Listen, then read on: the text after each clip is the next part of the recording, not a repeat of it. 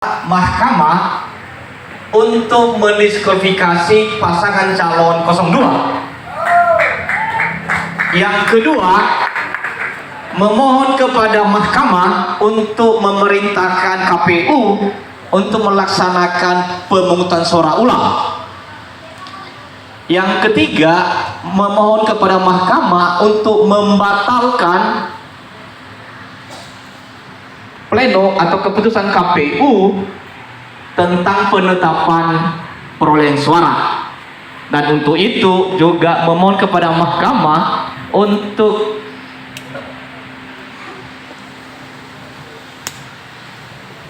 yang membatalkan tadi ya, tapi sepanjang pilpres, bukan pemilu legislatif. Itu makna bagi kita jikalau kita sebagai masyarakat, bangsa dan negara mengembalikan jiwa roh demokrasi Indonesia, spiritualitas konstitusi kita, kemudian juga hakikat kedaulatan yang sesungguhnya, bukan suara-suara yang diatasnamakan, bukan suara-suara yang dimanipulasi, bukan suara-suara yang diintimidasi, bukan suara-suara hasil rayuan, dan seterusnya dan seterusnya. Tentu ada berbagai alasan pertimbangan paslon 03 untuk menyampaikan dan memohon kepada mahkamah untuk melakukan beberapa hal tadi, yang intinya isi petitum kita. Maka dari awal memang ini jelas-jelas, tegas-tegas diawali karena politik nepotisme, karena calon wakil presiden 02 adalah putra kandung dari Presiden Republik Indonesia yang sedang berkuasa. Akibat politik nepotisme itu maka muncul apa yang disebut dengan abuse of power, yang terorganisir, yang terencana, yang berakibat pada adanya sejumlah pelanggaran terstruktur, sistematif dan masif.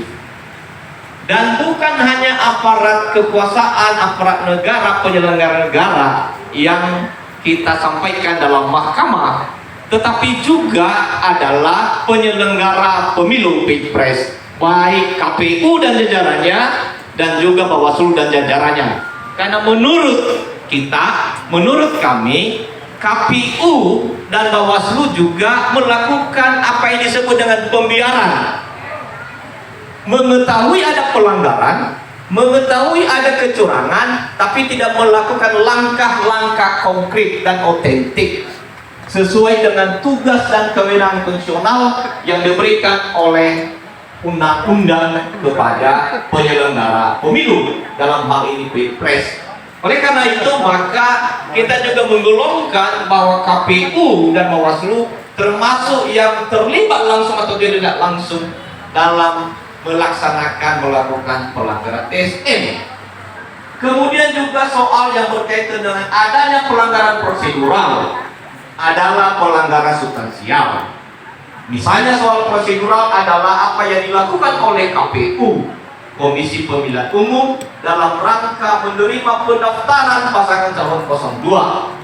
Ada banyak di situ yang dilanggar, ada banyak di situ yang terjadi pelanggaran peranan terhadap sistem konstitusi kita dan perundang-undangan kita.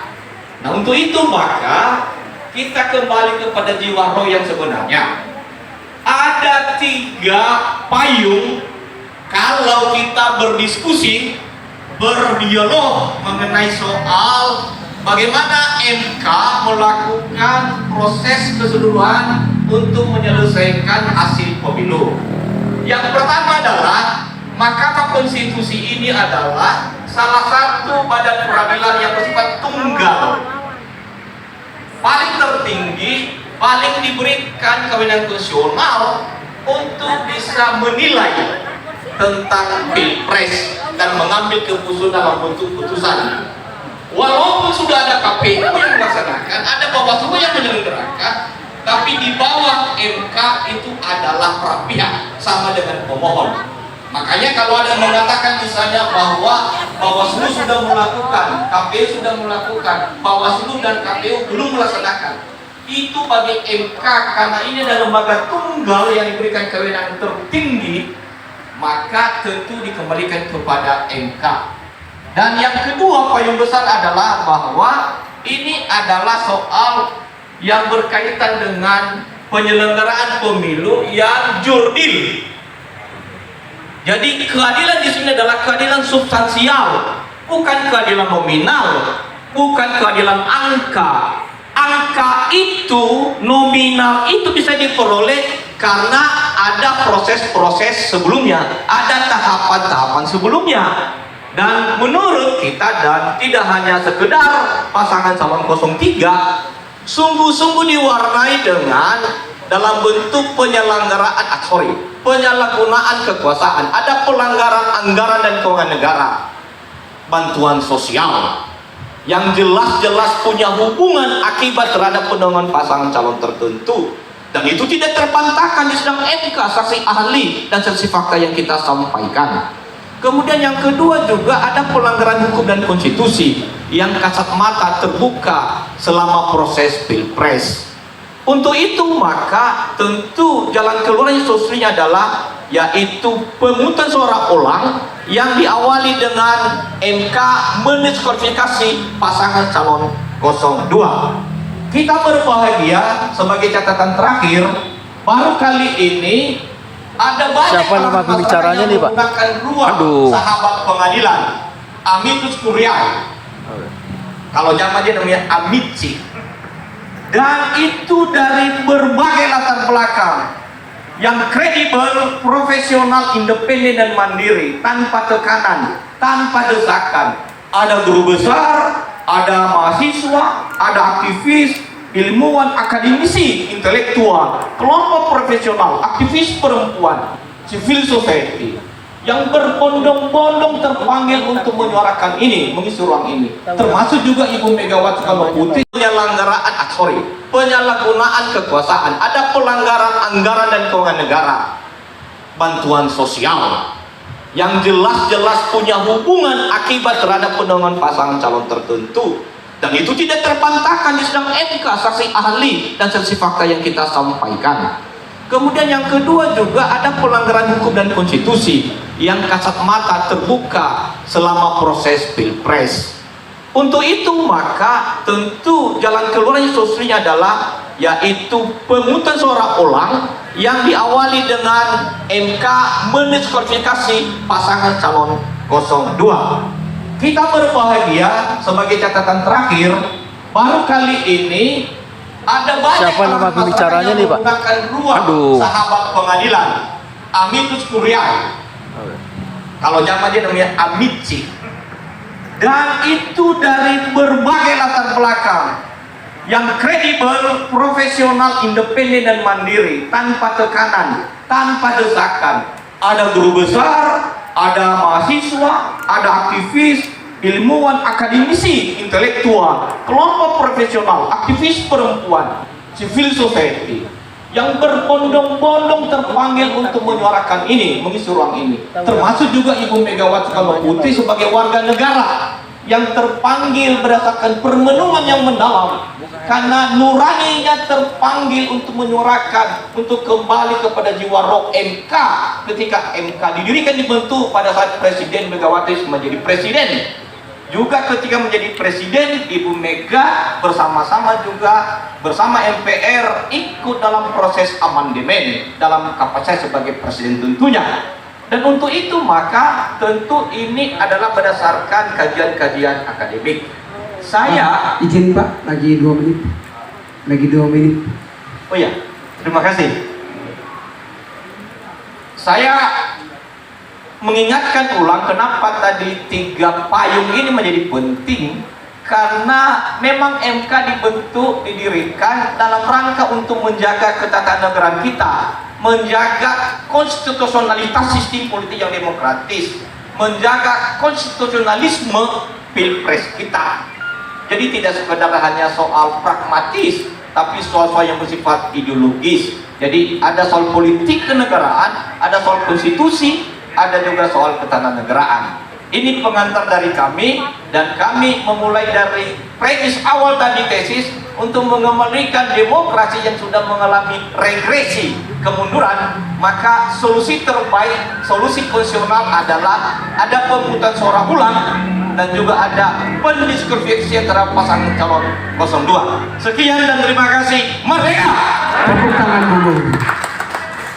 Baik, kita langsung pada pembicara kedua. Ya, untuk pembicara yang kedua, yang pertama tadi adalah Bung Firman Jayadeli. Kebetulan beliau adalah aktivis dan tokoh yang tidak asing lagi di Partai PDI Perjuangan.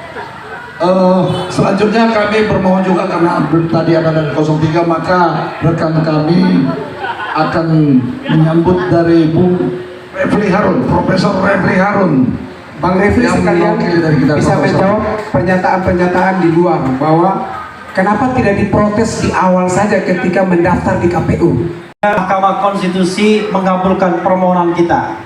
Saya membayangkan MK sekarang berada pada sebuah kubu pertarungan yang luar biasa. Saya yakini itu.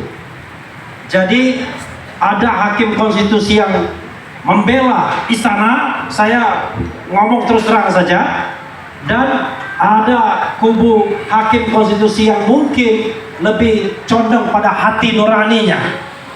Dan hati nurani itu adalah at least diskualifikasi Gibran, dan bahkan diskualifikasi paslon 02 serta pemungutan suara ulang.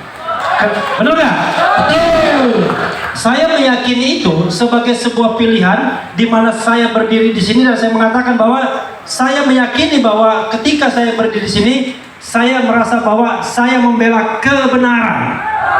Ya, karena membela kebenaran itulah mari kita doa sama-sama agar pertarungan hakim konstitusi dimenangkan oleh hati nurani. Tapi kawan-kawan semua, saya merenungkan paling tidak ada 4 komponen untuk bagi kita punya harapan kepada hakim Mahkamah Konstitusi. 4 inilah yang menurut saya akan menentukan apakah permohonan 01 dan 03 dikabulkan atau tidak, dan apakah nanti akan ada pemungutan suara ulang atau tidak, terutama pemungutan suara ulang di antara 01 dan 03. Nanti kalau pemungutan suara ulangnya di antara 01 03, kita sweet aja ya siapa yang menang. Kita sudah cocok. Hidup Anies, hidup Ganjar, hidup Anies Muhaimin, hidup Ganjar Mahfud. 1, Hidup Refli Harun. ya. 1, imparsialitas. Jadi syarat Mahkamah Konstitusi atau Hakim Konstitusi haruslah tidak memihak, kecuali memihak pada kebenaran. Jadi kalau dia memihak pada kebenaran, bagi kita itu sudah cukup. Karena yang namanya kecurangan itu sangat jelas. Expressis verbis, cetok, welo-welo, tidak bisa lagi disanggah. Apalagi sudah di luar di luar keyakinan yang ada ukurannya. Jadi beyond reasonable doubt sudah. Karena itu saya mengatakan bahwa kalau hakim konstitusi itu imparsial, besar harapannya bagi kita. Tapi imparsial saja tidak cukup. Yang kedua yang saya katakan, hakim konstitusi harus kembali kepada hati nuraninya. Hati nurani itulah yang jujur. Rasionalitas itu bisa dikebiri, rasionalitas bisa dikamuflase, tapi hati nurani tidak bisa dibohongi. Ya. Dan hati nurani kita mengatakan pemilu ini memang curang. Tidak mungkin kita mengatakan bahwa pemilu atau pilpres ini tidak curang. Karena itu kalau kita mau buka hati nurani, sudah pasti kita akan tahu bahwa pemilu ini curang. Oke. Yang ketiga adalah keyakinan hakim. Karena keyakinan hakim adalah komponen untuk memutuskan sesuatu. Kalau hanya mengandalkan ruang sidang, maka ruang sidang itu sangat-sangat terbatas untuk mengungkapkan dan mengucapkan kecurangan. Pertama, hukum acaranya tidak memungkinkan kita mengeksploitasi lebih dari 1 hari pembuktian. Kita dibatasi 19 saksi dan ahli. Kata Hotman Paris yang sok tahu ya, kalau saya lawyer 01 katanya, saya akan hadirkan 1 orang, 5 orang dia bilang, penerima bansos di setiap kabupaten kota di Indonesia. Itu pemikiran yang tidak mengikuti apa yang dikatakan HKMK. Bagaimana mungkin kita menghadirkan 5 kali setidaknya 500? Berapa itu? 2.500. Sementara MK mengatakan saksi dan ahli cuma 19. Ini aneh bin ajaib ini. Jangan-jangan tidur dia waktu sidang itu. Oke. Nah, karena itu keyakinan hakim akan mengarahkan kepada sesuatu yang insya Allah ya dapat mengarahkan kepada putusan yang mudah-mudahan benar. Yang keempat adalah ini yang paling penting, the last but not least, keberanian. Saya yakin hari-hari belakangan ini bahwa hakim Mahkamah Konstitusi sedang diintervensi oleh the invisible power, the invisible hand. Bahasa itu terlalu canggih. Diintervensi istana. Karena itulah kemudian kita perlu terus memberikan penguatan kepada hakim konstitusi, baik melalui amicus curiae maupun hadir dalam unjuk rasa mendukung dan menyampaikan aspirasi kepada hakim-hakim konstitusi agar jangan takut, jangan khawatir, tunjukkan keberanian untuk menyatakan yang benar adalah benar, yang salah adalah salah. Kawan-kawan semua, waktu terbatas, maka 4 hal inilah yang menjadi kunci bagi kita. 1, apa tadi? Imparsialitas. 2, apa tadi? 2, apa tadi? Hati nurani. 3 tadi apa? Keyakinan hakim. 4, keberanian. Wassalamualaikum warahmatullahi wabarakatuh. Merdeka! Tepuk tangan lagi, lain aja. Tapi saya mau mulai dari hulu dulu. Negara hukum ini sudah berubah menjadi negara kekuasaan. Profesor John Firis dari Dan acara hukum itu tim 03. obrak-abrik oleh kekuasaan, oleh penguasa itu. Siapa penguasa itu? Indeks demokrasi kita menurun drastis. Ya. Indeks korupsi kita luar biasa, anjlok. Itu kesalahan dia mengelola negara ini, negara demokrasi ini. Kalau dia bertahan pada prinsip-prinsip negara hukum yang demokratis, tidaklah seperti itu hasil pengelolaannya. Begitu ya. 1, kedua, apa yang dia lakukan itu adalah sebetulnya sebuah kudeta konstitusi. Untuk apa? Untuk memperkuat kekuasaannya menjadi kekuasaannya otoriter dan totaliter. Supaya apa? Supaya korupsi dan nepotisme itu juga dia tumbuh kembangkan. Padahal itu musuh dari era reformasi yang diperjuangkan oleh saudara Henry, Saur dan teman-teman semua pada 1998. Ya, reformasi itu kan sebetulnya kontra monopoli. kontra hegemoni. Hadirkan demokrasi sebagai wujud kedaulatan rakyat, bukan kedaulatan penguasa. Soal kita di situ, saudara-saudara, hulunya sudah rusak. Oleh sebab itu saya kira kita tidak membiarkan bentuk negara kekuasaan itu ke depan itu berlanjut. Ya, dilanjutkan oleh paslon nomor 2. Itu harus dilakukan sebuah koreksi total oleh Mahkamah Konstitusi, dan saya kira Mahkamah Konstitusi, banyak pers ya, sosial media sudah menuntut bahwa putusannya harus progresif. Tapi tergantung juga dari progresivitas hakim Mahkamah Konstitusi itu. Apakah dia memiliki hati nurani atau tidak? Karena jangan lupa ada 3 itu mewakili presiden, 3 itu DPR, dan 3 Mahkamah Agung. Saya kurang begitu agak sedikit memprediksi, Bu Refli. Ada yang bilang 5-3, 4-4, dan kalau yang 4-4 itu ketua mempunyai hak prerogatif untuk menjadi 5-4. 6-2 kali Pak. Seperti itu. Semoga Ya, seperti itu. Nah, saya belum terlalu mempunyai pengetahuan yang luas soal itu. Tetapi kita ingin agar supaya hakim-hakim Mahkamah Konstitusi itu menjadi corong keadilan, kebenaran, bukan corong dari kekuasaan itu. Ya? Jangan lupa bahwa hukum itu berintikan keadilan dan kebenaran. Dan keadilan dan kebenaran itu adalah hukum yang tertinggi. Ya, keadilan, kebenaran, dan martabat bangsa itu adalah hukum yang tertinggi.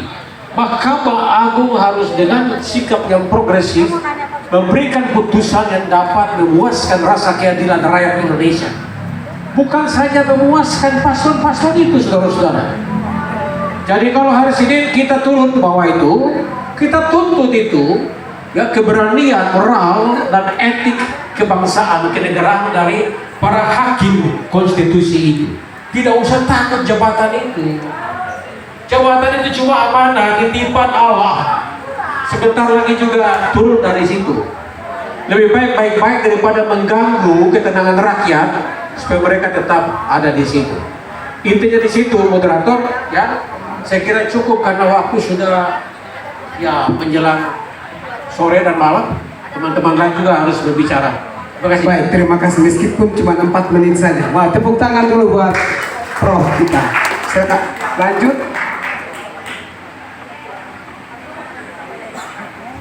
Ya, untuk selanjutnya, kalau Monsaur kan nanti penanggap ya, mungkin akan menanggapi beberapa pemikiran-pemikiran dari para narasumber ini. Beliau adalah tokoh-tokoh yang muda, yang brilian yang kita harapkan. Nah, berlanjut ini kepada sahabat kami ini, Bung Kapitra Ampera, seorang dokter, dan selama ini dia lagi apa ya, lagi berteduh ya Bang, lagi berteduh ya, beliau berteduh di daerah Sumatera sana, tapi sekarang insya Allah bisa bersama-sama kita sini. Tepuk tangan kepada Bung Kapitra Ampera. 7 menit. Silakan Bung Kapitra. Sejahtera buat kita semua. Kita ada di sini nih, saya kan berpikir untuk apa kita ada di sini. Kenapa kita harus berkumpul, ada pembicara, ada rakyat yang selalu dijelatakan tentunya oleh penguasa. Bicara di sini, bicara di panggung ini. Ada sesuatu yang salah dalam pengelolaan bangsa ini, sehingga kita duduk di sini, kita bicara di sini, kita berteriak di sini, dan kita ingin mengatakan kita ingin merdeka, merdeka, merdeka dari tirani kekuasaan, lawan kecurangan. Yang terjadi sekarang bukan saja kudeta konstitusi, tapi anarki terhadap konstitusi. Kalau sudah anarki, tidak bisa diperbaiki. Harusnya Mahkamah Konstitusi adalah benteng terakhir dari seluruh kesedihan masyarakat atas pengelolaan bangsa. Tetapi apa yang terjadi?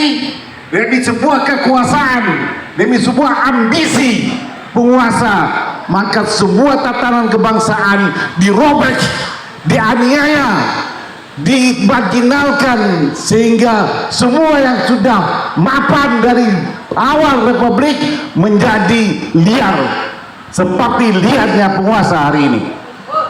Kita tidak punya lagi konsep bernegara yang baku, yang bisa menyatakan A adalah A, B adalah B. Tetapi hari ini oleh sebuah order, oleh sebuah kepentingan, A bisa menjadi X, yang salah bisa menjadi benar, yang benar bisa menjadi salah. Inilah kekuasaan yang hadir pada kita hari ini. Lalu kita berkumpul di sini untuk apa? Untuk merampas kembali keadilan yang dirampok, yang dikuasai secara paksa oleh penguasa. Inilah gunanya kita hadir di sini. Dan perjuangan ini bukanlah perjuangan mudah, tapi perjuangan ini adalah perjuangan yang tidak punya tempat dan waktu untuk menyerah. Siap maju? Siap maju? Siap maju? Merdeka! Hari ini sejarah mencatat bahwa semangat kebersamaan kita menuntut hak kita yang dirampas oleh penguasa menyatu di sini, menyatu dalam pikiran dan perasaan kita. Kita menuntut Mahkamah Konstitusi tidak hanya menjadi mahkamah yang biasa, tidak hanya bersama dengan pengadilan negeri, tapi dia adalah mahkamah pengadilan luar biasa, extraordinary court, pengadilan luar biasa yang bisa menentukan yang lebih berkuasa dari kekuasaan itu sendiri. Kita berharap bahwa Mahkamah Konstitusi mampu melihat ketidakadilan yang terjadi hari ini. Begitu banyak air mata, begitu banyak darah yang tumpah hanya mempertahankan Republik Indonesia dalam kemartabatannya. Untuk itulah kita di sini, untuk martabat bangsa ini yang betul hancur dan rusak. Tadi sampaikan indeks demokrasi kita turun bebas. Kita berada dalam pikiran jurang yang kalau jatuh belum tentu bisa naik kembali. Menjadi tanggung jawab kita yang ada hari ini, menjadi semua di pundak kita untuk menuntaskannya. Perjuangan ini tidak punya pilihan lain kecuali satu kata: menangkan, menangkan, menangkan, menangkan. Sanggup, sanggup, sanggup. Terima kasih. Assalamualaikum warahmatullahi wabarakatuh. Waalaikumsalam. Terima kasih Bung Kapitra Ampera dengan saudara-saudaranya yang masih berapi-api. Tepuk tangan sekali lagi kepada Bung Ampera. Nah, selanjutnya mungkin sebelum kepada Bung Saur, ini ada Bung Saur dulu ya. Oke. Kita sudah sepakat Bung Saur murni dan bersih. Terima kasih, kami berikan waktu kepada Bung Saur Siagian. Pertama ini sesat ini duduk jadi narasumber karena saya sendiri datang tadi ikut kuliah Prof John. Saya bilang nggak adil, Prof udah berbusa-busa memberikan kuliah kepada kita, tapi harus dibebani lagi untuk berjuang dengan rakyat. Saya bilang sama teman saya nanti akan ke sana. Dengan Bung Repli, kami sama-sama dosen di Untar. Cuman saya bilang kenapa nggak pernah ngajar lagi, bro? Kalau ngajar cuma 20 orang, dengan YouTube 2.500.000 katanya. Tapi ada pesan yang sangat khusus katanya. Ini yang menggelitik dan mengharukan saya. Kalau saya nanti tetap ke Untar, bro, menyulitkan Untar katanya. Ada paham masuk daripada beliau. Nah, tadi saya udah bilang sama Henry Hen, saya cukup duduk menikmati, tapi ternyata tetap dipanggil untuk juga mengambil bagian untuk duduk di panggung di sini. Saya kira ini juga pertama kawan-kawan sekalian, yang justru saya apresiasi mengapa ini adalah kehadiran kawan-kawan sekalian. Saya pasti karena ada di sini guru besar saya, teman saya dosen, saya harus hati-hati. Kecuali saya tidak dengan bersama dosen saya. Saya tentu mengutip dari pendapat beliau. Saudara-saudara, sampai detik ini kita bicara daulat itu tidak ada di presiden, tapi daulat itu ada di tangan kita masing-masing. Itu amanat konstitusi di pasal 1 ayat 1. Maksud saya gini kawan-kawan sekalian, saya tidak pernah melihat dari segi kajian daripada akademis bahwa presiden itu diberikan kekuasaan kecuali dia diberikan mandat untuk melayani rakyat. Saya masih ingat dulu kalau Adian Erwin ditangkap karena tidak ada pengacara barangkali yang ini, kita sudah lakukan 20 tahun yang lalu. Hari-hari saya itu banyak bersama dengan mereka untuk mendampingi, tapi tidak nyangka dalam usia saya sekarang 62 tahun harus mengalami hal yang sama. Sebenarnya kawan-kawan ada rasanya seperti kita mengeluh, tetapi konstitusi kita, the founding fathers, saya selalu bilang, dosen saya yang menjadi inspirasi saya waktu saya kuliah dan sekarang dosen saya di program doktor masih hadir di sini adalah simbol harapan dan juga kehadiran kita, kawan-kawan sekalian. Yang mau saya katakan, presiden kalaupun dia duduk di tahta katakanlah istana sana, bukan dari nenek moyangnya, tapi dari satu suara daripada kawan-kawan yang ada di sini. Makanya ketika dia kampanye, bahkan kadang-kadang melakukan cara-cara yang sangat tidak terhormat, bahkan menjanjikan uang, menjanjikan bansos, supaya apa? Supaya suaramu, supaya suaraku, kemudian diserahkan kepada presiden. Artinya presiden kalaupun dia duduk sekarang bukan dari nenek moyangnya, betul kawan-kawan? Tetapi dari satu suara kita yang sakral, kemudian itulah yang menentukan. Oleh karena itu kawan-kawan sekalian, kehadiran kita sore hari ini di sini bagi saya adalah sekaligus harapan bahwa kita tidak menyerah, bahwa daulat itu masih kita pertahankan, bahkan kita perjuangkan. Oleh karena itu, kapan lagi perjuangan supaya daulat itu ada? Sampai detik darah penghabisan yang diberikan. Kalau kita cinta sebagai warga, kalau kita cinta untuk tetap memiliki daulat yang kita miliki, kawan-kawan, dengan alasan apapun kita akan terus perjuangkan. Nah, oleh karena itu, seperti tadi dibilang oleh kawan-kawan, saya sendiri tidak ikut di salah satu tim kuasa hukum daripada salah satu pastor. Tetapi kepentingan kita semua adalah bahwa sendi-sendi demokrasi, kalau undang-undang dasar, sendi-sendi demokrasi, kalau kita tetap konsisten jaga bahwa daulat itu ada di tangan kita, kita tidak alasan untuk kita menyerah. Oleh karena itu, kehadiran kawan-kawan detik ini sama sakralnya kehadiran kita nanti tanggal 22 di Mahkamah Konstitusi. Kita bukan mau mengintervensi Mahkamah Konstitusi. Benar. Bung Refli ini adalah dulu karir beliau adalah staf ahli di mahkamah. Tetapi dari narasi-narasi, coba bayangkan ada 5 putusan yang menolak usia presiden 40 tahun atau di bawah 40 tahun. Tiba-tiba atas putusan daripada ikut intervensi ketua Mahkamah Konstitusi yang adalah ipar daripada Jokowi, ada putusan MK nomor 90, akhirnya itu dirubah kawan-kawan sekalian. Tidak pernah namanya hari libur mendaftarkan di Mahkamah Konstitusi.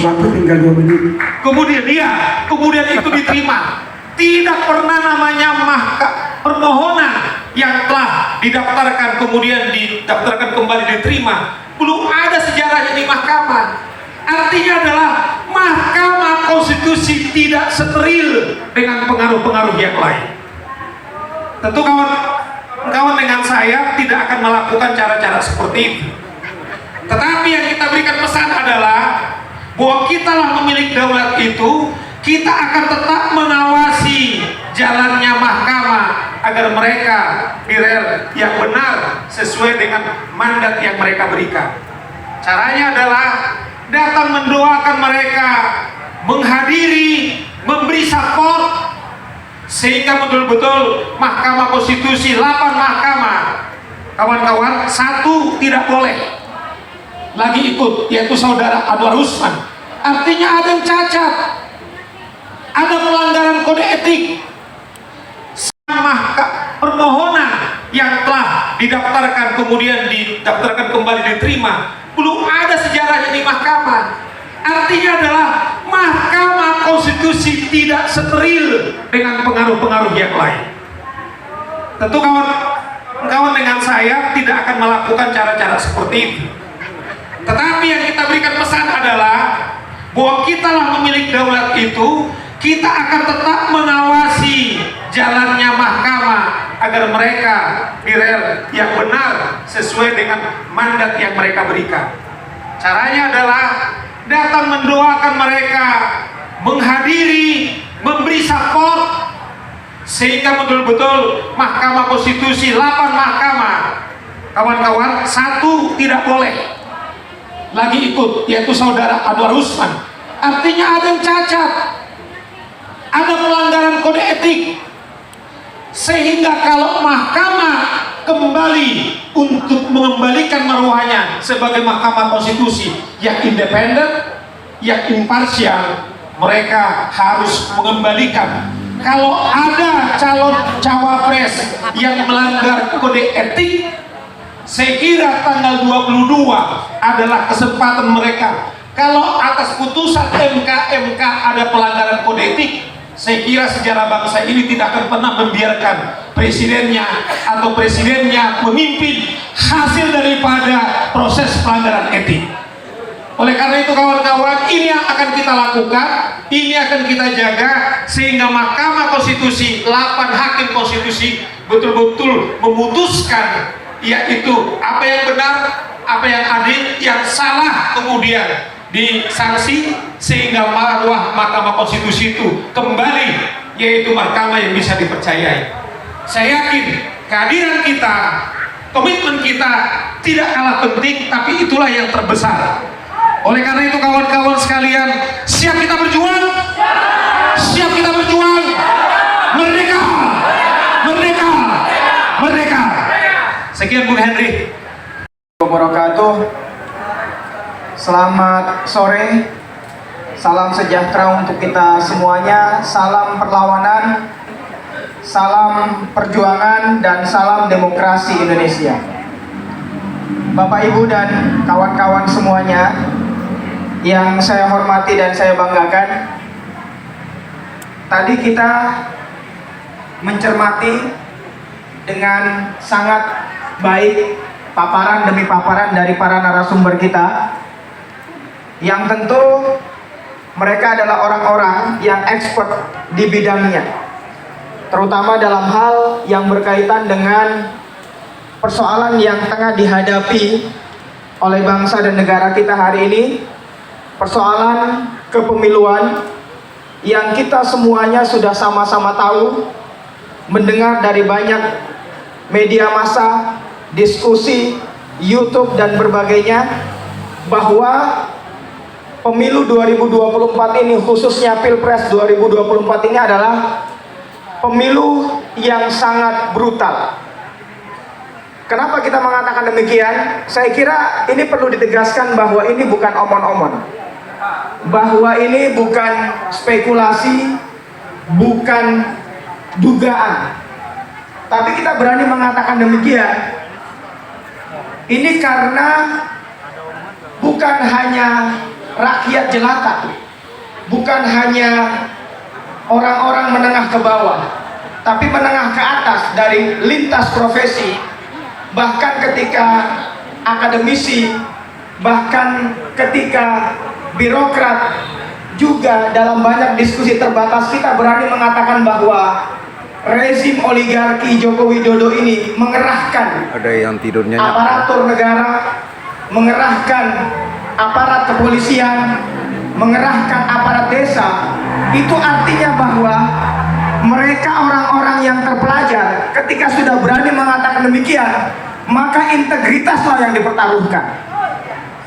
Artinya bahwa ketika integritas mereka itu dipertaruhkan, maka yang kita sebut dengan kecurangan, keculasan secara terstruktur, sistematis dan masif, ini bukan omon-omon, bukan bualan belaka. Ada Mirzan.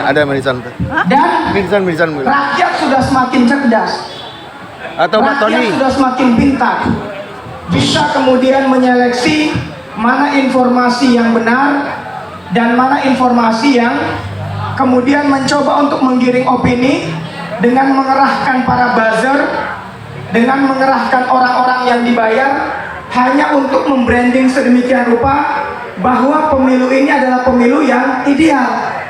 Kan itu yang banyak kita dengar, bahwa kita tahu bahwa problemnya bukan hanya pada hari H pencoblosan saja, bukan hanya pada tanggal 14 Februari saja, tetapi ada proses yang kemudian dicurangi, dimanipulasi, ada konspirasi busuk jahat di sana antara kekuasaan bersama oligarki dan para kroni-kroni dari Joko Widodo. Itu yang terjadi. Disebutkan tadi ada pembagian bansos secara ugal-ugalan, bahkan Presiden sendiri Joko Widodo terjun langsung. Kita anak muda bilang ngapain, kan kira-kira begitu. Kemudian ini yang kita sebut dengan politisasi bansos, pembagian BLT dan seterusnya. Bahkan dalam video-video yang viral kita pun melihat orang-orang yang sudah jelas menjadi bahagian daripada tim pemenangan Prabowo Gibran itu membagi-bagikan uang dengan sangat jelas, dan itu tidak mungkin diedit. Lalu apakah kemudian kita mengatakan bahwa pemilu ini adalah pemilu yang ideal? Lalu di mana semangat demokrasi yang tadi disampaikan bahwa diperjuangkan oleh senior-senior kita yang ada di sini sebagai antitesa dari otoritarianisme, sebagai antitesa dari kediktatoran Orde Baru Soeharto yang berkuasa lebih kurang 32 tahun. Ini menuju 26 tahun reformasi. Insya Allah 21 Mei mendatang adalah momentum besar 26 tahun reformasi. Tapi apa yang terjadi dengan realitas demokrasi kita? Demokrasi tidak menjadi lebih baik, tidak menjadi milik semua. Karena Abraham Lincoln mengatakan demokrasi itu adalah kekuasaan rakyat, pemerintahan dari rakyat, oleh rakyat dan untuk rakyat. Tapi Joko Widodo berkuasa hampir 10 tahun, dari 2014 sampai nanti kalau panjang umur, mudah-mudahan tidak dilengserkan, tapi kita lengserkan dia sebelum habis masanya. Dia berkuasa justru membuat demokrasi kita semakin buruk. Indeks korupsi, kemudian termasuk demokrasi kita sangat luar biasa, berada pada posisi yang sangat memprihatinkan. Kalau 98 yang diperjuangkan oleh para aktivis kala itu adalah korupsi, kolusi dan nepotisme di bumi hanguskan, sekarang ini tanpa malu-malu, ya, tanpa malu-malu Joko Widodo secara terang-terangan membangun dinasti politiknya. Mestinya kalau dia negarawan, dia larang anaknya, iya kan? Kalau dia negarawan ingin menyelamatkan demokrasi, harusnya tidak ada putusan MK yang nomor 90 itu, karena bullshit, omong kosong. Kalau kemudian putusan MK itu tanpa ada intervensi dari Joko Widodo, itu omong kosong. Nah, makanya kita tarik tema ini, bahwa demokrasi kita semakin kelam. Oligarki bersama Jokowi berkonspirasi untuk melanggengkan dinasti politik. Kenapa? Ya karena syahwat libido kekuasaannya ini masih membara. Dia tidak ingin diganti. Karena sebelumnya kita dengar ada rencana perpanjangan masa jabatan, penundaan pemilu dan seterusnya, tapi gagal. Hari ini berhasil dia lakukan dengan mengintervensi MK. Maka bahwa demokrasi kita semakin kelam, oligarki bersama Jokowi berkonspirasi untuk melanggengkan dinasti politik. Kenapa? Ya karena syahwat libido kekuasaannya ini masih membara. Dia tidak ingin diganti.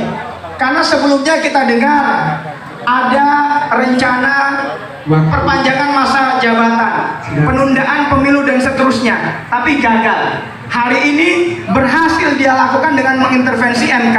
Maka saat ini Bapak Ibu dan kawan-kawan sekalian, kita tidak boleh membiarkan MK yang kata Prof tadi sebagai benteng terakhir, kata Bang Kapitra, benteng terakhir penegakan konstitusi kita, kemudian diobrak-abrik lagi. Ini reputasi, kredibilitas MK hari ini diuji, dan kita tunggu pada tanggal 22 April yang tinggal menghitung hari 2 hari ke depan. Saya kira demikian. Terima kasih banyak. Salam demokrasi dan jelas tepat. Bagaimana? Ya, nanti di sesi keduanya Pak. Masih ada Pak, tenang aja. Tenang aja. Silakan, masih ada waktu kita masih banyak. Makanya kita banyakin waktu. Nanti sebutkan siapa yang mau ditanyakan ya, narasumber siapa yang mau ditanyakan. Silakan Bang. Silakan. Berbuat tersiap. Sebutkan nama ya, dari mana?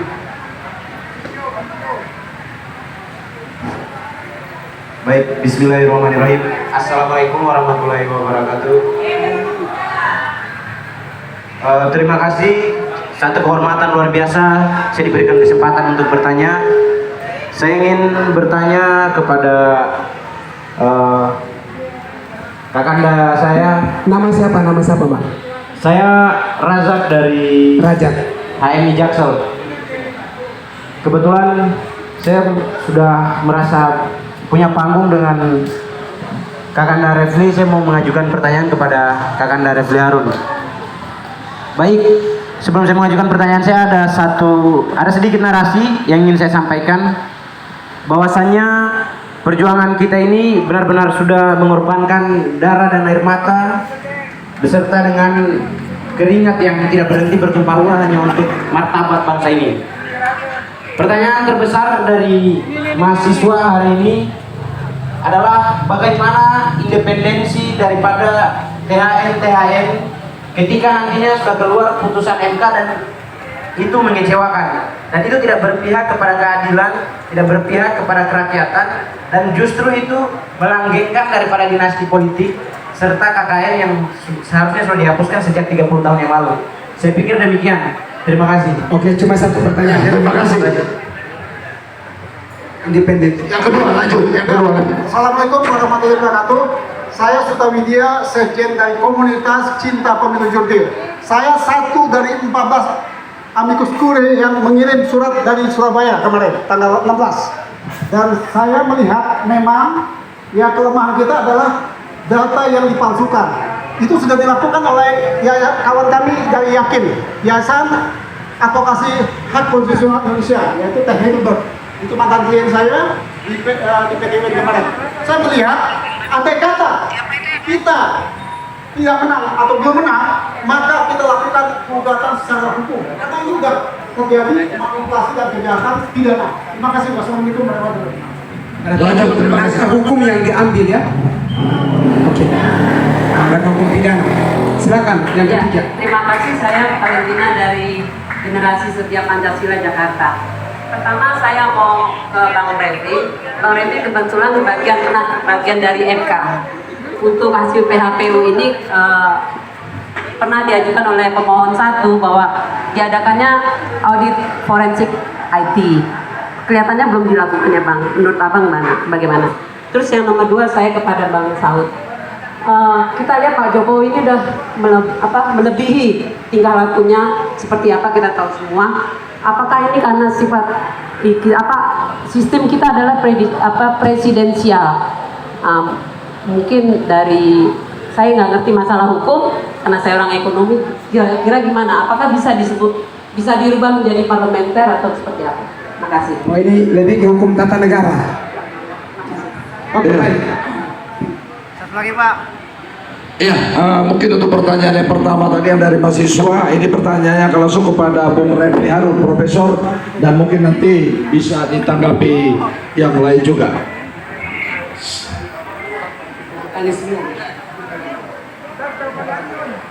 Gitu. Oke. Iya, oke.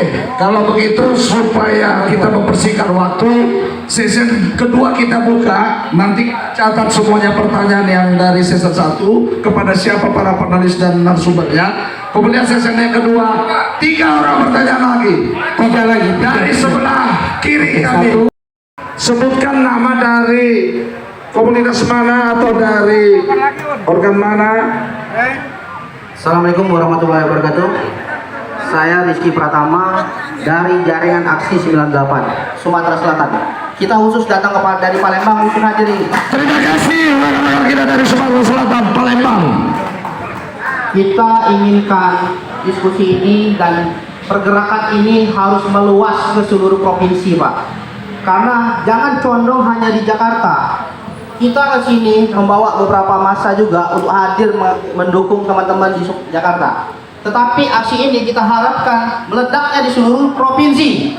Karena Jokowi sudah melanggar konstitusi. Jokowi sudah hak kita untuk melengsarkannya.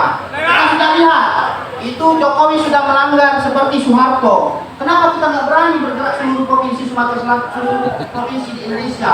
Kami terpanggil untuk hadir di diskusi ini. Kami ingin seluruh provinsi kita ledakkan semuanya. Kita lakukan semuanya. Kita lakukan aksi bersama. Dan kita lakukan aksi bersama-sama di seluruh provinsi, serentak di seluruh provinsi. Tandanya bahwa harus Langsung saja. dulu. 1,5 menit. Maka saya kontrol di kesalahan. Silakan tuh. jangan kita hanya pusat di Jakarta. Karena bila orang di Jakarta, maka itu kita ingin jaringan ini lebih diluaskan ke seluruh provinsi. Karena itu adalah keinginan rakyat. Saya di sini hadir membawa aspirasi dan Sumatera Selatan. Pak Tony makan apa? Pelaut harusnya makan ikan terus. Tidak bertanya. Silakan. Rizky hanya bersifat perbincangan. Terima kasih. Terima kasih Bang Rizky. Terima kasih dari aktivis 98 kita yang ada di Sumatera Selatan, Palembang. Yang kedua, lanjut Pak, lanjut. Baik, terima kasih. Assalamualaikum warahmatullahi wabarakatuh.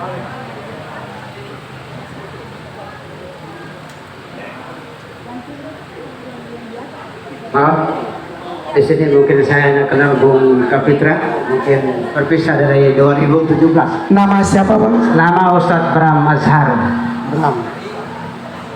Saya adalah Ketua Umum salah satu organisasi berbadan hukum Solidaritas Nasional Kebinekaan Bersatu. Bung Refli Harun mungkin sama-sama kita Langsung aja karena waktu 1,5 menit. Mungkin sebelum saya punya pertanyaan sedikit, saya mau sampaikan bahwa kami dapat mengatakan bahwa inilah tahun rekayasa, ya, dan dapat kita menyaksikan dengan mata kita sendiri, mendengar dengan telinga kita sendiri betapa orang-orang bodoh percaya dengan orang-orang munafik. Ini pertanyaan saya.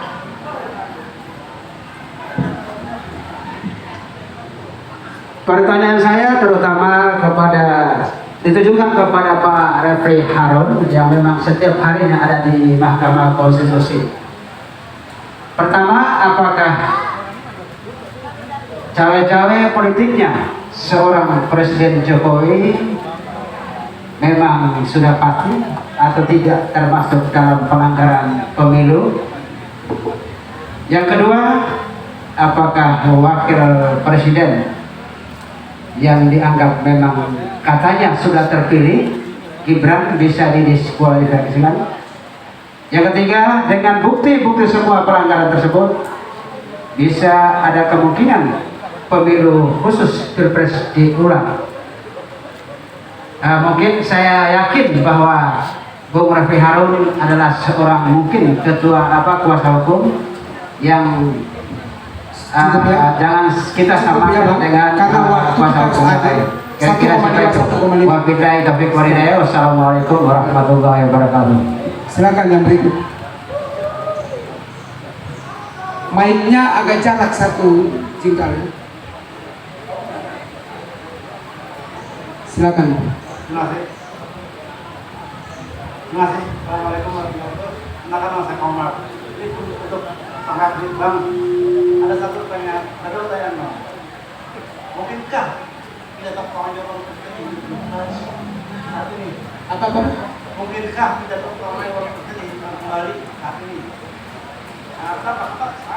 Kalau saya lihat tiap kalau DPR mereka senang-senang sampai foto-foto sedikit telepon selesai. Yang kedua, apakah itu pas jawaban nanti anda karena main mata terus apa? Saja, masih. Allah maaf, muka Jokowi sangat munafik. Terima kasih. Terima kasih. Baik, ini ada 6 orang. Bung satu lagi. Satu aja ya, biar satu aja. Assalamualaikum warahmatullahi wabarakatuh. Karena ini sesi tanya jawab, saya tidak akan orasi. Karena sama saja semua orasinya saya lihat. Nama saya Samir, saya dari Pimpinan Nasional Konfederasi Indonesia. Saya mau bertanya kepada Bang Saur Siagian, salah satu favorit saya juga. Terima kasih Bang ya. Bang Saur tadi mengatakan daulat ada di tangan rakyat. Saya setuju. Presiden adalah peminta-minta daulat kepada rakyat ketika dia mencalonkan diri menjadi presiden. Nah, yang ketiga, terus ketika presiden mengkhianati daulat yang diberikan oleh rakyat, apa yang harus dilakukan oleh rakyat? Karena ketika rakyat bersikap selalu dihadapkan pada intimidasi sehingga mati demokrasi di Indonesia ini. Terus apa yang harus dilakukan oleh rakyat sehingga demokrasi ini bangkit kembali tapi tidak melanggar demokrasi dan berada di jalur konstitusi? Itu pertanyaan saya ke Bang Saur Siagian. Terus ada titipan pertanyaan satu lagi ke Bang Refli Harun. Saya mau tanya ke Bang Refli Harun, pada dasarnya MK itu kan hakimnya ada 9. Karena abang pernah menjadi staf ahli di MK, kita mau bertanya, jangan sampai lagi nanti ada penafsiran di antara kita ketika hakim MK itu 8 orang, nanti bisa-bisa lagi gagal karena suaranya misalnya 4-4, jadi tidak berfungsi lagi. Percuma kita selama ini mengajukan itu, tapi tidak ada hasilnya. Jangan Pertanyaannya langsung, Bang. Pertanyaannya langsung ya. Mungkin itu Bang Refli.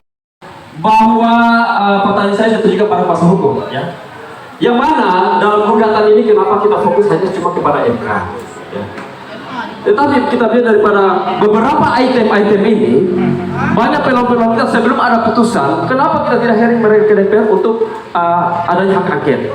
Kalau MK pada akhirnya mereka menggunakan kekuasaan mereka akan melakukan pemilihan umum bukan putusan. Pada akhirnya mereka akan menentukan siapa yang memilih yang mendukung, siapa yang memilih tidak. Inilah yang saya sayangkan. Kenapa tidak kuasa hukum tidak berjalan bersamaan sebelum ada putusan di DPR dan di Mabes Polri tentang undang-undang darurat. Terima kasih. Assalamualaikum warahmatullahi wabarakatuh. Kenapa?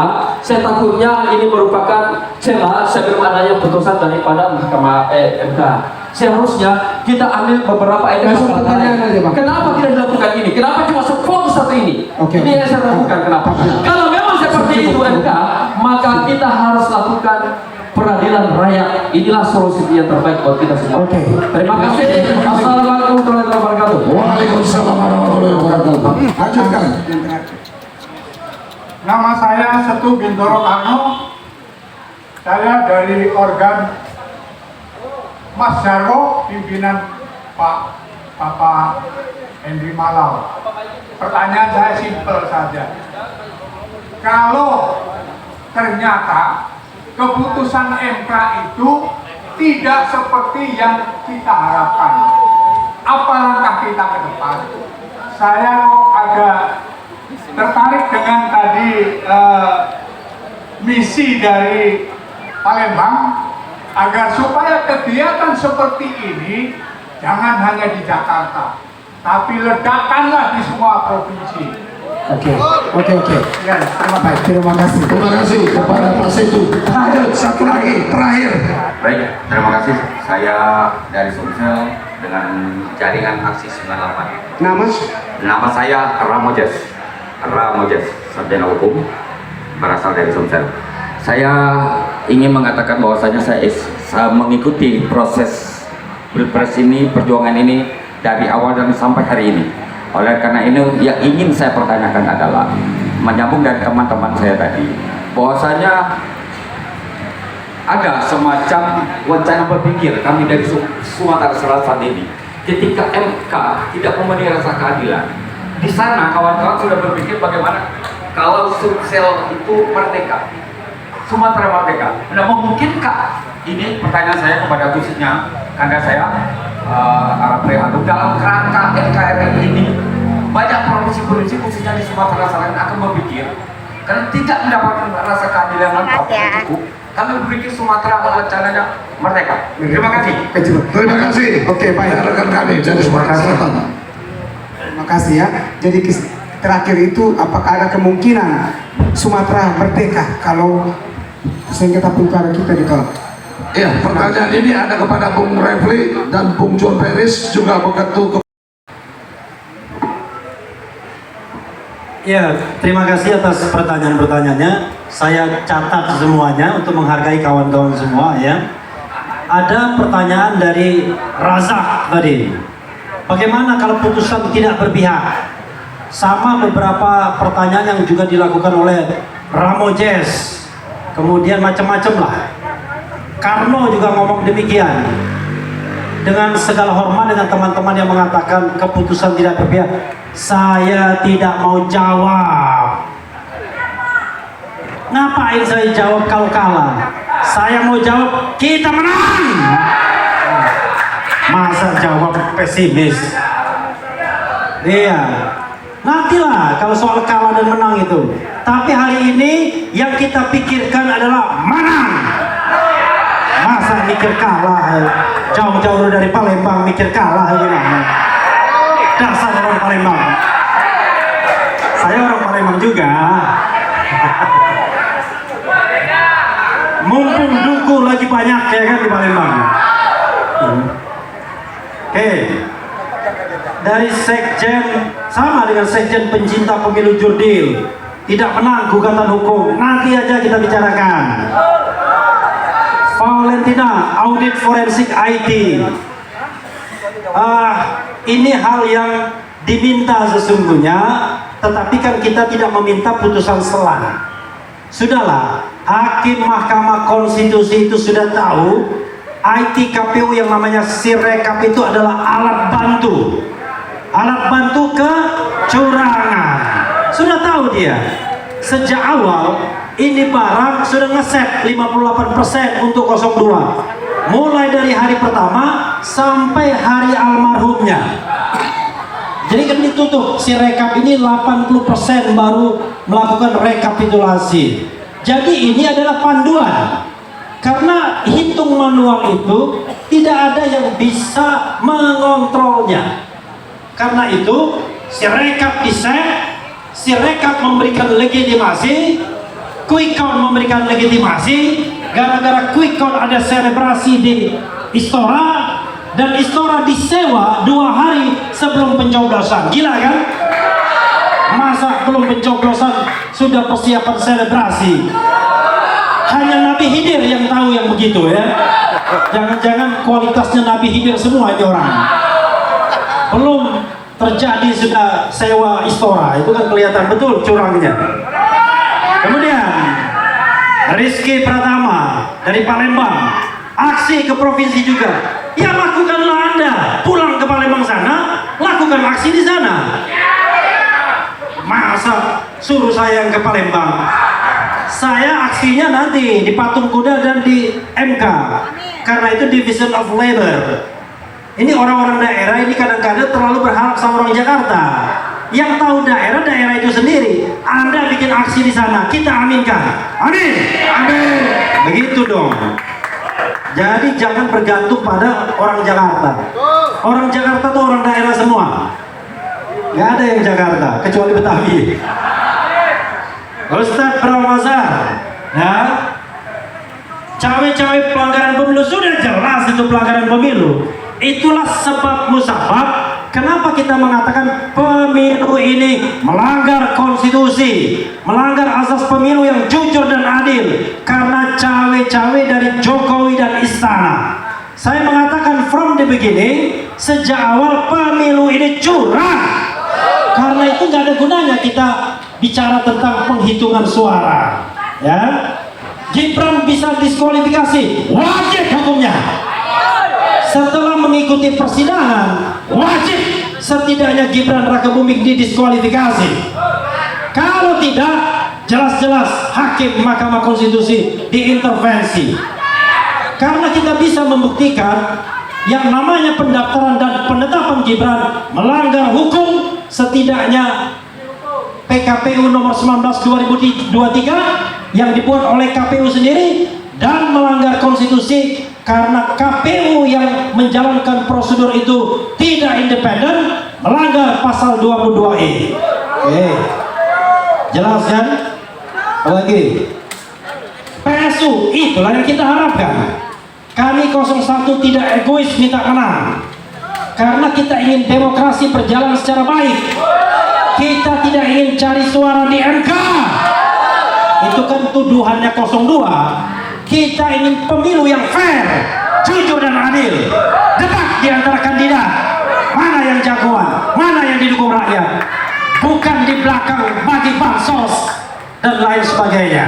Ya, Komar, pidato pertanggungjawaban presiden dihidupkan kembali. Panjang jawabannya, nanti saja kita berdebat. Ini soal sistem pemerintahan. Ya, bagaimana kalau 44? Nggak masalah, asal kita menang di ketuanya, maka permohonan kita dikabulkan. Ya, yang penting Soehartoyo mengabulkan, selesailah barang itu walaupun 44. Amin. Kenapa tidak angket? Kawan, hak angket itu tergantung pada partai politik, bukan bergantung pada paslon. Kalau partai politiknya maju mundur, poco-poco, nggak jadi hak angket. Sementara permohonan ke Mahkamah Konstitusi dibatasi waktunya. Lewat 3 hari, lewat barang itu, ya. People Tribunal, Pengadilan Rakyat, sedang diusahakan kawan-kawan civil society, tapi kesulitan mencari hakimnya. Pada takut semua profesor-profesor mundurkan diri. Kita cari profesor yang berani. Mungkin John Pierce mau menjadi hakim People Tribunal. John Pierce. Mereka berharap ada 9 hakim. Kalau tidak 7, kalau tidak 5, yang baru bersedia 2 saja. Kalau John Pierce bersedia 3 jadinya. Itu ya. Kemudian Karno sudah, Ramoja sudah. Wabillahi taufiq wal hidayah. Terima kasih. Tapi yang merah ya. Mary mesti dibatasin pergerakan. Yang pertama, kita membutuhkan undang-undang kepresidenan. Hanya itu cara untuk membatasi, mengatur kesewenangan presiden. Kalaupun Pak Ganjar terpilih sebagai presiden, saya pasti mengusulkan harus ada undang-undang presiden. Jadi undang-undang presiden ini menjabarkan apa yang menjadi hak dan kewenangan konstitusional presiden. Tidak boleh juga mengurangi apa yang ada dalam konstitusi, tetapi juga tidak boleh telanjang aja dengan yang ada di konstitusi, sebab nanti sangat gampang ditafsirkan oleh sang presiden. Kalau ada kepentingan, kalau ada misi, kalau ada tujuan pragmatis dalam rangka untuk mempertahankan kekuasaan atau mereproduksi kekuasaan. Jadi harus ada undang-undang kepresidenan. Jadi kita tetap sistem presidensial, Mbak ya. Mana tadi Mbak ya? Mbak, ya. Yang salah bukan sistemnya, tapi memang harus ada undang-undang kepresidenan. Saya termasuk salah seorang yang sepakat ada undang-undang kepresidenan. Sejak saya menjadi salah seorang pimpinan fraksi di DPR RI, juga ketika ada diskusi, ketika saya menjadi ketua DPP PD Perjuangan. Karena ini adalah salah satu agenda reformasi untuk memaknai konstitusi kita. Jangan sampai sistem presidensial itu menjadi disalahgunakan oleh sang presiden. Biasanya sang presiden kalau sudah berkaitan dengan undang presiden biasanya tidak suka karena tidak mau diatur-atur, tidak mau dibatasi. Itu yang pertama. Yang kedua, kami juga bukan dalam posisi berandai-andai. Kami berkeyakinan betul sama dengan ibu bapak sekalian, bahkan masyarakat dan bangsa Indonesia, permohonan atau petitum 03 diterima dan dikabulkan oleh Mahkamah Konstitusi. Selamat datang kepada Bapak Dr. Haji Mardhani Alisera. Kami persilakan. Sebentar Pak. Jadi, tetapi kita berharap juga jangan sampai putusan MK anti klimaks, antitesis terhadap perjalanan MK beberapa bulan terakhir ini yang sudah maju, sudah terbuka, sudah progresif, sudah mengakomodasi seluruh apa yang menjadi denyut aspirasi masyarakat bangsa Indonesia. Jadi misalnya MK mengeluarkan putusan soal bahwa pilkada serentak itu bulan November, bukan September. Pada keinginan pemerintah itu September. Kedua soal misalnya pencemaran nama baik.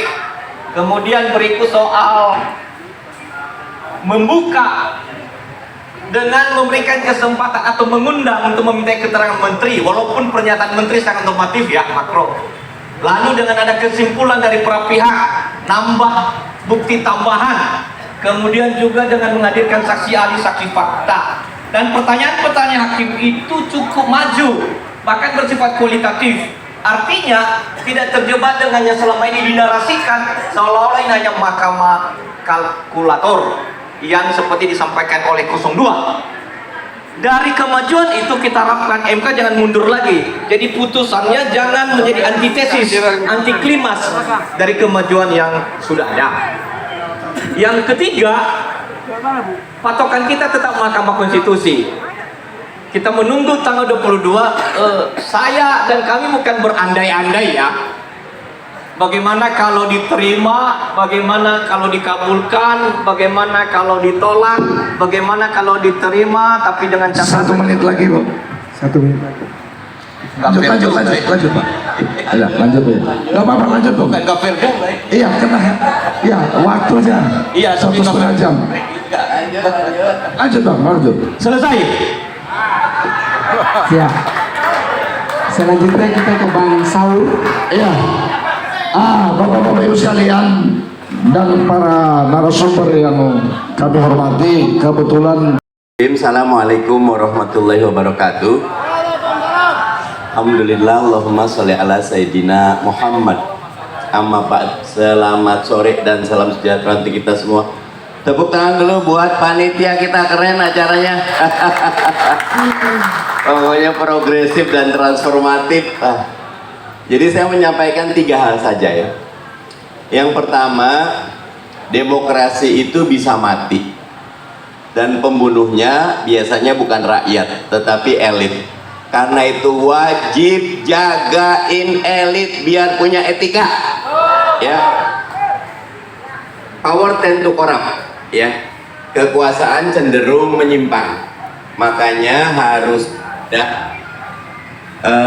saya bukan bilang aksi jalanan ya, tapi kontrol sosial dari rakyat. Dan hari ini salah satu bukti rakyat kita tidak tidur ya.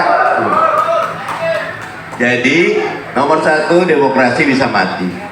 Nomor 2, demokrasi akan hidup ketika rakyatnya pemberani, ketika rakyatnya mampu memegang nilai. Karena itu apresiasi buat semua tim yang hadir di sini. Tepuk tangan dulu buat narsum kita nih ya. Tadi saya udah lihat-lihat di grup itu loh, bahwa nggak ada kok yang dibikin rezim itu rata-rata istana pasir. Kalau kita punya gelombang hancur, tidak dalam hitungan hari, dalam hitungan jam, istana pasir akan hancur ya. Syaratnya kita punya keberanian. Nah yang ketiga, ini yang berat. PR kita ini bagaimana menata ulang demokrasi di Indonesia. Kebetulan saya hadir izin buat panelis di semua. Title-nya bukan 01, 02, 03 nih, tapi anggota DPR Komisi 2 yang memang membidangi urusan pemerintahan dalam negeri dan pemilu. 3 PR pemilu kita. Yang pertama, memang kita punya penyakit dalam sistem pemilu kita. 4 penyakit kita. Nomor 1, high cost politik. Yang berujung yang kedua, oligarkik politik. Akhirnya interlocking politik. Ujung akhirnya involutif politik. Muter di dalam aja. Makanya kalau undang-undang elit ya, IKN kah, Omnibus Law kah, undang-undang kesehatan yang menghapus mandatory spending, jalan tol. Tapi kalau undang-undang kesejahteraan itu udah jalannya satu mobil, macet, jalanannya berlubang, jadi nggak selesai-selesai. Harus dibenahi sistem politik kita dari 4 penyakit. Nomor 2, harus ada kemudahan bagi rakyat mengontrol pemerintahan. Tidak boleh ada lagi kriminalisasi. Undang-undang ITE itu salah satu yang kita revisi, tapi tetap dalam pelaksanaan masih banyak penyimpangan. Terakhir yang ketiga, sistem pemilu kita harus sudah mulai dipikirkan proporsional tertutup, biar betul-betul penguatan ideologi, penguatan nilai, penguatan ikatan itu tidak bersifat pragmatis, tapi bersifat ideologis dan teknokratis. Insya Allah 22 April kita akan mendapatkan keadilan bagi rakyat Indonesia. Terima kasih. Assalamualaikum warahmatullahi wabarakatuh. Waalaikumsalam. Oke. Silakan lanjut Pak Salam. Bagus ya. Saya mulai dulu pertanyaan terakhir. Saya senang mengutip Presiden mengemis. Senang saya karena memang itu saya akan ulang-ulangi supaya menampakkan bagaimana mulianya kedudukan kita sebagai rakyat terlepas apapun jabatan kita. Saya tadi juga ngomong waktu Prof John, saya kebayang gitu loh, saya mengkritisi misalnya teman saya Adi Sera, teman-teman di DPR. Saya agak gelik saya sebagai rakyat menyebutkan di antara mereka yang terhormat. Terus saya bilang apalagi title kepada kita. Sebab Ali Sera bisa duduk di sana, gaji dia bukan dari orang tuanya dia, bukan dari nenek moyang beliau, tapi dari rakyat yang ada di sini. Ali Sera pasti tahu, dia nggak akan sakit hati sama saya. Saya mulai dari sana kawan-kawan sekalian. Maksud saya begini, apa yang kita lakukan? Saudara-saudara, saya katakan tidak lebih hebat seorang anggota DPR, bahkan tidak akan lebih hebat wakil rakyat kita dari kita. Nggak mungkin dari segi kajian apapun. Lah orang wakil. Tetapi pernah nggak kawan-kawan di DPR lebih peka dia kalau seorang pengemis datang, kalau seorang parkir yang tidak punya hak kepada keadilan, yang tidak punya hak kepada ekonomi, kemudian mereka berdiri untuk memberi hormat yang tidak beruntung ini, kawan-kawan sekalian. Coba bayangkan ketika bicara hak angket, yang mestinya itu bagian dari Ali Sera dan kawan-kawan, kemudian itu harus diberi kepada guru besar, kepada Prof John dengan kawan-kawannya, kepada mahasiswa yang sudah sibuk dengan SKS-nya, dan kawan-kawan yang harus datang dari Palembang yang menggetarkan saya hari ini, kawan-kawan sekalian. Saya waktu membela saudara Erwin mungkin puluhan tahun saya bela mereka. Satu hari waktu saudara Muster jadi terdakwa, dilaporkan oleh Menko Equin, Menko Polhukam, anak presiden, yaitu Ibas. Trio Maralangen bersaudara, Amir Samsudin, kemudian Hartarti Mudaya, satu lagi ketua Demokrat. Kawan-kawan, karena saya ditunjuk sebagai koordinator, satu hari saya tidak punya, jangankan beli bensin, jangankan naik bus. Saya tadi cerita di kuliah, saya sebagai koordinator, kalau saya tidak dapat ke Jakarta Pusat, kawan-kawan sekalian, apa yang terjadi? Silet motor saya tidak lagi bensin. Mobil saya apalagi? Saya lihat ada sepeda anak saya. Saudara saya di Kemang Pratama, tetangga saya itu, ada tahu? Parto, tetangga saya itu satu jalan saya dengan Menteri PU yang sekarang, Mas Bro. Saudara-saudara, saya mengayun sepeda saya 2 jam dari Bekasi ke Jakarta Pusat. Dan saya tidak pernah cerita sama mereka ini. Dan saya tidak pernah mau menerima 1 rupiah pun ketika mereka ini saya bela. Saya kadang-kadang agak sombong sama mereka. Berapa nyawa yang bisa kamu bayar untuk sahur sekian?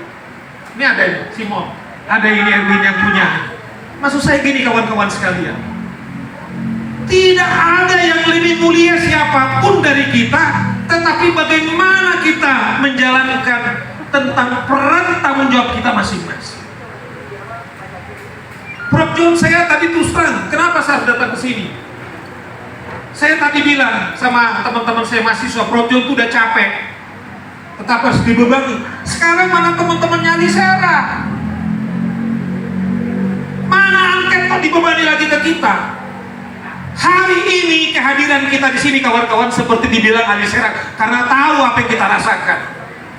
Meminta, misalnya ketika sidang paripurna pertama, malah ketua DPR-nya lari ke luar negeri. Ya, saya tidak menyebutkan siapapun, Anda tahu. Ya, karena oleh karena itu Alisera sama dengan saya. Kehadiran kita di sini adalah tidak akan pernah kita menyerah. Saudara-saudara, waktu saya laporkan Ferdy Sambo, mungkin Alisera tahu, waktu dia saya minta dipecat, waktu dia menjadi Kadif Propam. Saya baru tahu laporan daripada polisi bahwa Ferdy Sambo ini luar biasa. Satu hari Kapolri telepon saya melalui saudara Novel Baswedan, karena dia pengacara, saya pengacara beliau. Kemudian dia bilang begini, Novel, di mana posisi Bang Saur dalam kasus Ferdy Sambo, katanya. Bang Alisera disebutkanlah, ya ini nggak usah, saya nggak ada rahasia. Apakah dia di Kalibata atau di tempat yang lain? Anda tahu maksud saya Kalibata apa? Ya, ini saya harus bertanggungjawabkan. Saudara-saudara, Novel bilang, karena saya tahu Bang Saur itu siapa, saya pastikan bahwa dia tidak akan pernah seperti itu. Karena waktu dia membela Abraham Samad, waktu dia pengacaranya Bambang Wijayanto, karena sayalah yang paling sering datang ke LC, karena tidak ada pengacara yang berani untuk datang ke Mahkamah Konstitusi. Oleh karena itu kawan-kawan sekalian, waktu saya laporkan supaya Sambo dipecat, saya tidak ada urusan. Tetapi tindakannya dia sebagai Kadif Propam membunuh ajudannya, kejahatan yang tidak ada lagi kejahatan di atasnya. Oleh karena itu alhamdulillah malah kesaksian daripada polisi-polisi. Polisi sekarang selamat. Bang, saya satu hari ketemu dengan Wakapolri. Gus, saya bilang, saya sebutkan namanya, yang sekarang Wakapolri. Soal Ferdy Sambo udah inkrah ya. Siapa jenderal yang 3 yang memukul meja itu?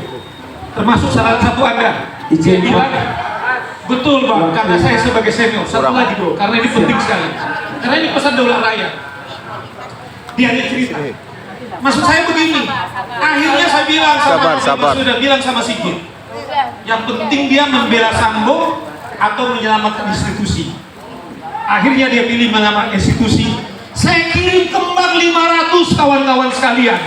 Kalau ada kembang yang di markas Mabes Polri, saya lah yang mengorganisasi dengan teman-teman saya. Supaya polisi itu dikawinkan polisi yang baik. Poinnya dengan saya bukan pengusaha.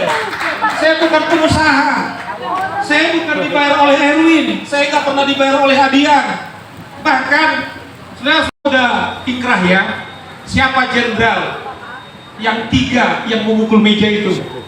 Termasuk salah satu Anda. Dia bilang, betul Bang, karena saya sebagai senior. Satu lagi bro, karena ini penting sekali. Karena ini pesan daulat rakyat. Dia ada cerita. Maksud saya begini, akhirnya saya bilang sudah bilang sama Sigit, yang penting dia membela Sambo atau menyelamatkan institusi. Akhirnya dia pilih menyelamatkan institusi. Saya kirim kembang 500 kawan-kawan sekalian. Kalau ada kembang yang di markas Mabes Polri, Sayalah yang mengorganisasi dengan teman-teman saya Udah. supaya polisi itu dikawinkan polisi yang baik. Poinnya dengan saya bukan pengusaha. Saya bukan pengusaha. Saya bukan dibayar oleh Erwin. Saya nggak pernah dibayar oleh Adian. Bahkan saudara-saudara, satu hari ada pengusaha yang alamatnya di Jalan Diponegoro ini, Anda cari sendiri. Satu hari saya diundang ke rumahnya, dibawa amplop. Bung, dibilang gini, saya mengikuti sepak terjangnya bangsa, termasuk dan dia punya pabrik timah. Dia keluarkan saya uang ratusan juta. Diginiin leher. Nih, Oleh? ya, saya bilang apa? Bu, saya tidak pernah berhak menerima itu. Kalau saya melakukan pro bono, saya tidak akan pernah menerima. Di sini Erwin dengan kawannya, di sini Adian yang selalu bermarkas. Tetapi saya bilang, kalau sekali saya minta-minta sama orang ini, barangkali kawan-kawan sekalian, reputasi kita hancur. Oleh karena itu, bagaimana menjaga daulat rakyat kita, kawan-kawan sekalian? Anda jaga integritas Anda. Jangan Anda hargai apapun kedudukan kita. Jangan pernah Anda minder. Ya, jangan Anda pernah minder. Dan yang kedua, menjawab sekaligus presensial sekali. Jadi nggak ada kaitannya soal sistem pemerintah kita, Ibu. Cuman kan partai kita ini udah zombie, bilang Bung Alisera, udah zombie. Zombie tahu zombie. Jadi zombie itu adalah sebenarnya dia seperti manusia tapi nggak bernyawa lagi. Nah, buktinya kan Alisera ketawa dia karena emang dia berjiwa besar. Tetapi hari ini, ya, rakyat yang punya daulat itu yang saya bilang bahwa masih kita hadir. Sebab kecewa kita, saya terus terang, saya tidak akan pernah. Makanya saya nggak pernah tertarik jadi anggota dewan. Tommy yang Winata atau? Saya nggak pernah tertarik jadi anggota dewan. Karena apa? Memang mental kita, kultur kita yang sudah rusak. Tetapi kawan-kawan sekalian, gini juga. Tadi kalau Bung Alisera, kita katanya ada uang yang berkeseliweran. Tetapi kawan-kawan, Anda boleh sakit hati kepada saya. Kalau Anda juga menerima uang, biar fair, dari caleg Anda, bagi saya juga ada pengkhianat juga. Sehingga kita tuntut nanti Alisera, jangan dia bicara uang. Anda cukup bekerja. Coba bayangkan, saya 10 tahun menjaga KPK, tapi tiba-tiba pilih Bahuri, kemudian dirusak bagaimana, kemudian kawan-kawan sekalian, ternyata saya bilang demokrasi itu terakhir bentengnya adalah kesetiaan daripada kawan-kawan menjaga daulat rakyat kita, menghormati apapun status-status kita, dan melakukan peran-peran seperti Revi bilang, yang di Palembang kemudian melakukan, yang di Jakarta Pusat melakukan, dimanapun kita, itu yang terus kemudian Indonesia ini selamat, demokrasi kita kemudian tetap berlihara. Jayalah rakyat, hidup daulat rakyat. Terima kasih kawan-kawan sekalian. Dan itu harus melebar, merambah hampir di seluruh provinsi. Kalau hanya di Jakarta saya kira tidak mungkin. Ya, kita punya pengalaman 98, semua daerah kan bergerak itu. Saya justru di tempat ini mengusulkan turunkan Jokowi, ya, diganti oleh Pak Arif Abun. Beliau menata kehidupan politik dan demokrasi yang beliau beradab, lalu termasuk bagaimana melantik salah satu, saya kurang tahu perkembangan terakhir, apakah ada firasat John yang Piris diskualifikasi itu Gibran ataukah kedua-duanya? Nah, nanti kita bicarakan itu di ruang kuliah, Pak. Kedua-duanya hak atau hanya Gibran saja? Kan susah itu. Tetap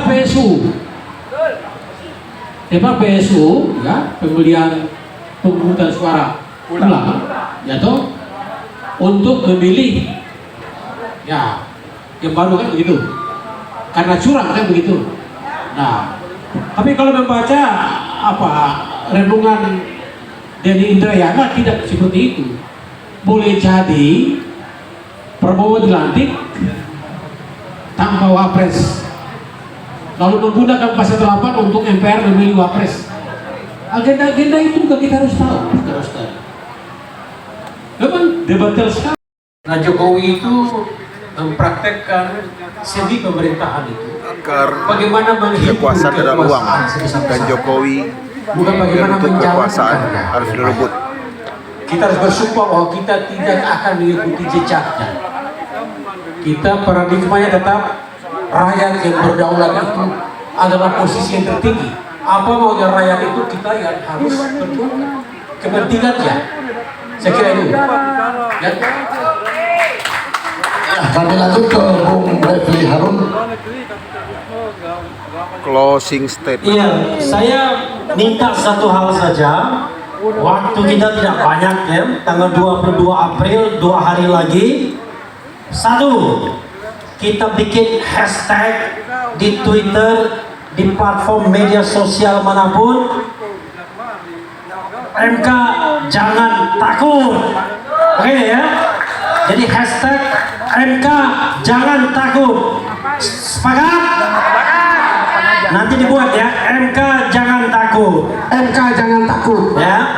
Yang kedua, kalau bisa kita banjiri media sosial dengan opini-opini, pendapat-pendapat yang mendukung ke arah MK jangan takut tersebut. Yang kedua ya. Yang ketiga, kalau mungkin kirim bunga, papan bunga sebanyak-banyaknya di gedung Mahkamah Konstitusi yang menunjukkan dukungan kepada MK, sekaligus agar mereka berani untuk tidak diintervensi oleh istana. Karena saya yakin hari-hari ini ada pertarungan yang keras tersebut. Mudah-mudahan kita bisa menyelamatkan hakim-hakim yang memang masih punya hati nurani. Itu saja. Terima kasih kawan-kawan. 2 hari lagi akan ada penentuan nasib Republik ini. Wassalamualaikum warahmatullahi wabarakatuh. Terima kasih Bung Refli Harun. Nah, mungkin Bung Mardhani Alisera satu-satu semuanya. Dan terakhir nanti kita akan ajukan seruan aksi Pak ya, sama-sama di sini Pak. Ya. Pengumuman saya sudah nge-tweet langsung, MK jangan takut. Ya. Mantap. Fotonya foto kita. Teman-teman sekalian, ketika kegelapan kian kelam, tanda fajar akan menyingsing.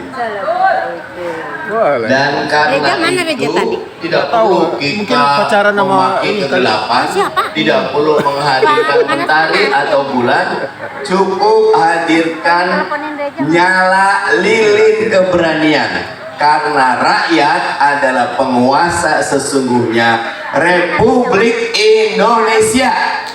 Kalau rakyatnya berani, pemerintahannya akan takut dan hakim MK-nya juga akan takut. Jadi akan lebih berpegang kepada kebenaran. Terima kasih. Assalamualaikum warahmatullahi wabarakatuh. Ya, mungkin. Oke. Luar biasa, Obor. Iya. Saya pikir kesempatan ini justru apresiasi kepada kawan-kawan sekalian. Saya tahu tidak mudah kehadiran kita datang kemari, ada yang dari luar kota, ada dari Palembang, ada dari daerah-daerah yang lain. Itu sesungguhnya harapan yang sangat besar. Seperti tadi sahabat saya,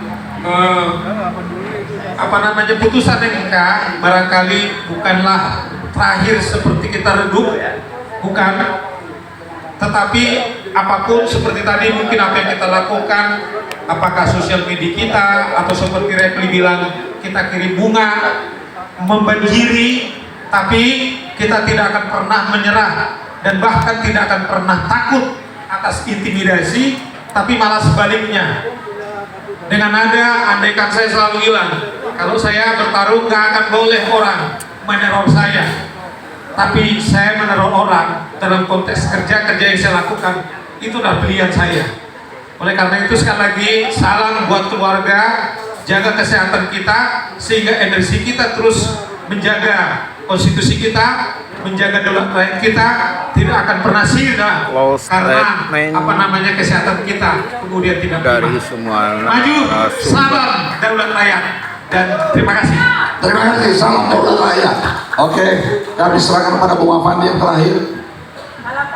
Bismillahirrahmanirrahim. Bapak Ibu dan kawan-kawan semuanya, tadi sudah disampaikan oleh para narasumber bahwa besok tanggal 21 dan Senin tanggal 22 adalah momentum yang tidak boleh terlewatkan oleh kita semuanya. 01, 03 dan elemen rakyat yang pro terhadap perubahan, yang pro terhadap perbaikan, yang pro terhadap demokrasi, semuanya harus menghimpun diri. Kita tahu bahwa hari ini, besok terjadi konsolidasi dimanapun tempatnya. Kalau kemarin pada tanggal 19 yang turun 2.000-3.000 orang, maka kita harus mengerjakan secara konkret tanggal 22 hari Senin harus rakyat turun ini. Kalau hari Jumatnya 3.000, maka paling tidak kita bisa 10.000, 15.000, bahkan 20.000 orang. Kalau kita punya komitmen, kita kerjasama, saya kira hal ini adalah hal yang tidak sulit. Karena kenapa? Karena jangan sampai pada tanggal 22 eskalasi gerakannya mengalami penurunan dibandingkan hari sebelumnya. Padahal kita harus mampu dalam gerakan kita memberikan daya tekan kepada para hakim di Mahkamah Konstitusi. Kehadiran kita, civil society, adalah memberikan daya tekan, memberikan pressure kepada mereka supaya mereka memutuskan dengan hati nurani, dengan pikiran jernih, dengan petunjuk Tuhan Allah Subhanahu wa taala. Mereka jujur 22 hari Senin harus rakyat turun ini. Kalau hari Jumatnya 3.000, maka paling tidak kita bisa 10.000, 15.000, bahkan 20.000 orang. Kalau kita punya komitmen, kita kerjasama, saya kira hal ini adalah hal yang tidak sulit. Karena kenapa? Karena jangan sampai pada tanggal 22 eskalasi gerakannya mengalami penurunan dibandingkan hari sebelumnya. Padahal kita harus mampu dalam gerakan kita memberikan daya tekan kepada para hakim di Mahkamah Konstitusi. Kehadiran kita, civil society, adalah memberikan daya tekan, memberikan pressure kepada mereka supaya mereka memutuskan dengan hati nurani, dengan pikiran jernih, dengan petunjuk Tuhan Allah Subhanahu wa taala. Mereka jujur dan mereka tidak takut kepada siapapun, termasuk intimidasi kepada yang datang dari penguasa. Itu yang harus kita lakukan. Itu targetnya. Yang kedua adalah kehadiran kita pada tanggal 22 dengan massa yang lebih besar adalah untuk memberikan dukungan moral kepada para hakim MK juga. Jadi kita mendukung mereka untuk jujur, bukan mendukung saja, tapi mendukung mereka jujur, tidak takut kepada rezim Joko Widodo. Karena kita berada di belakang mereka. Begitu juga kita mendukung kepada para lawyer kita, tim hukum baik itu 01, 03, supaya lebih progresif di dalam memperjuangkan sehingga demokrasi ditegak. Dan tentu karena di sini ada Bang Mardani, tadi juga ada Bang Firman dari PDI Perjuangan, maka kita berharap jangan gerakan rakyat ini, civil society ini ditinggal oleh partai-partai politik, baik itu yang mendukung 01 maupun 03.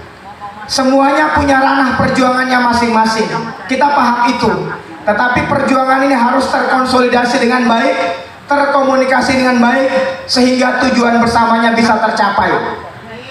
Jangan sampai hanya bujukan, rayuan, godaan jabatan akhirnya kemudian mengkhianati rakyat. Tapi kita masih yakin, semoga saja partai-partai ini, baik itu 03 maupun 01, masih solid di garis perjuangan. Bahkan ketika tidak diminta, dua-dua putusannya berbeda dengan harapan kita, justru semakin kuat gerakan ini dari 3 elemen tadi, elemen civil society, elemen elit politik, dan elemen kelas menengah ke atas. Saya kira ini penting untuk dikolaborasikan. Dan kita masih punya 1 Mei, May Day. Kita masih punya 2 Mei, Harkitnas. Kita masih punya 20 Mei, Harkitnas. Dan kita masih punya 21 Mei, hari di mana Soeharto lengser. Dan ini perlu kita ulang, sehingga memberikan pembelajaran kepada Jokowi. Jangan pernah bermain-main dengan demokrasi, jangan pernah bermain-main dengan konstitusi, dan jangan pernah bermain-main dengan rakyat. Karena rakyat punya daulat, rakyat punya kuasa. Anda hanya mendapatkan mandat dari rakyat, dan kalau Anda khianat, mandat itu bisa ditarik kapan saja. Saya kira demikian dari kami. Saya kembalikan kepada moderator. Wabillahi taufiq wal hidayah. Wassalamualaikum warahmatullahi wabarakatuh. Terima kasih kepada Bapak Pandi. Semoga pengadilan rakyat bisa dilaksanakan di bulan Mei ini.